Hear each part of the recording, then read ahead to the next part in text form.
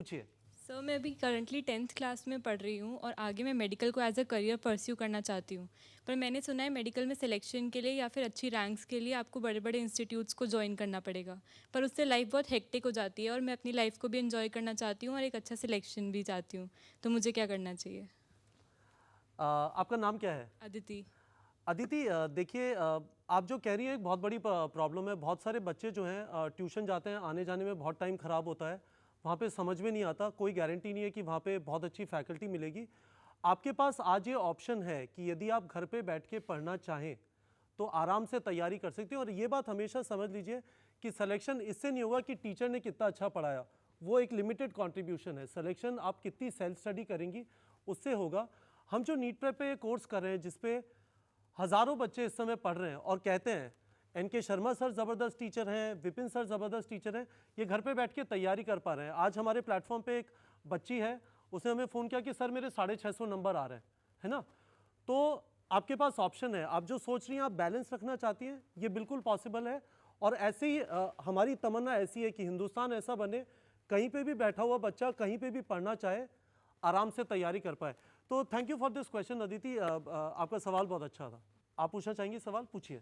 Good evening sir. Sir मैंने सुना है करेबियन कंट्रीज़ में 40 लैक्स, कुछ लोग कहते हैं 40 लैक्स में, कुछ लोग कहते हैं 80 लैक्स में एमबीबीएस कोर्स हो जाता है।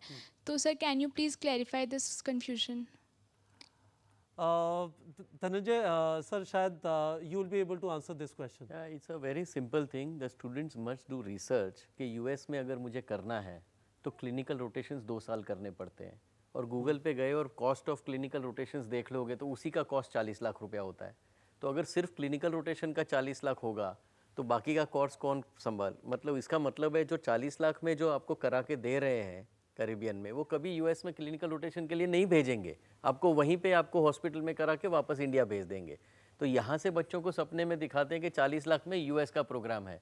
बट इसीलिए मैंने बताया था आपको कि कैम एचपी का मतलब ही ये होता है कि अगर कैम एचपी है मतलब उसके यूएस के में हॉस्पिटल्स के एफिलिएशंस अवेलेबल हैं। तो that's a proof, so that's how it works. ठीक है, सो डोंट गो मैं बाय प्राइसिंग।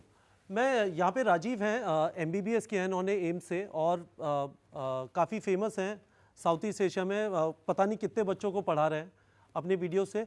राजीव, आपने एम्स में किया, अपनी ज़रा स्टोरी बताइए, आपकी बहुत ज़बरदस्त स्टोरी है, तो प्लीज़ दर्शकों से शेयर करिए। स्टूडेंट्स, मैं अपने आप को एक एवरेज स्टूडेंट मानता हूँ। और कई बार लोगों के मन में ये रहता है, जैसे बहुत सारे लोगों का रहता है कि आज मेरे मार्क्स ख़राब आए हैं, मेरे मार्क्स कम आए हैं।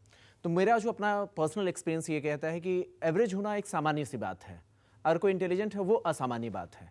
तो साधारण होना एक सामान्य सी बात है, इसके लिए कोई घबराने की बात नहीं है। शर्त यह है कि आप जो भी अगला कदम उठा रहे हैं वो पिछले कदम से बेहतर होना चाहिए।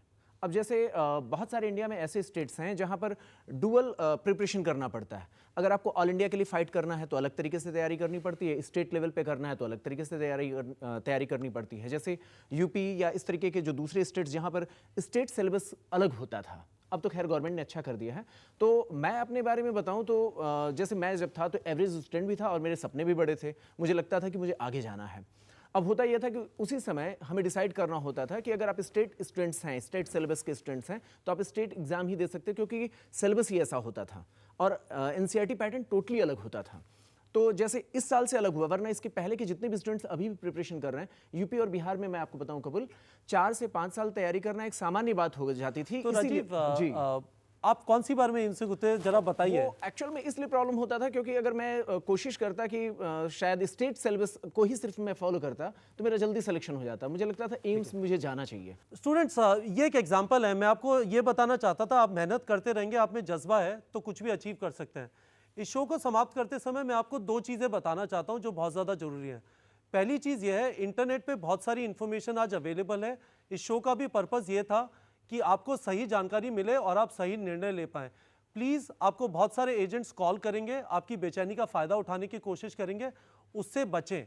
गलत आप डिसीजन लेंगे, नीचे आपको एक लिंक मिल रहा है neetprep.com/ndtv, यहाँ पे जाके आपको जो भी इंफॉर्मेशन चाहिए हम कोशिश करेंगे आपको सही इंफॉर्मेशन दी जाए। दूसरी चीज़, बच्चे को मशीन ना समझें और उसे कोटा की फैक्ट्री ना भेजें। आप ये समझ लीजिए कि इस उम्र में बच्चे को आपके सपोर्ट की ज़रूरत है और ये बहुत ज़्यादा ज़रूरी है। मैं पेरेंट्स से कह रहा हूँ, आपका कर्तव्य है कि आपको उसे बचाना है, उसे डायरेक्शन देना है। इस प्रेशर में ना आए। आप उसे एक चीज़ कह दीजिए या समझा दीजिए, कोई भी एग्ज़ाम ज़िंदगी से बड़ा नहीं है। No exam is worth dying for. और मैं इस नोट पे आप सभी का धन्यवाद देता हूँ। आप हमारे से इस प्रोग्राम पे जुड़े। हमारे neetprep.com के यूट्यूब फेसबुक चैनल पे आप जाके जुड़ सकते हैं, नीचे लिंक आपको दिख रहा है, आप मिस कॉल दे सकते हैं। पर प्लीज़ इस मोमेंट पे अपनी उत्सुकता, अपनी बेचैनी से बाहर आइए, आगे की तरफ सोचिए, जो भी आप डिसीजन लें इन्फॉर्म डिसीजन लें, हड़बड़ी में कुछ ना करें।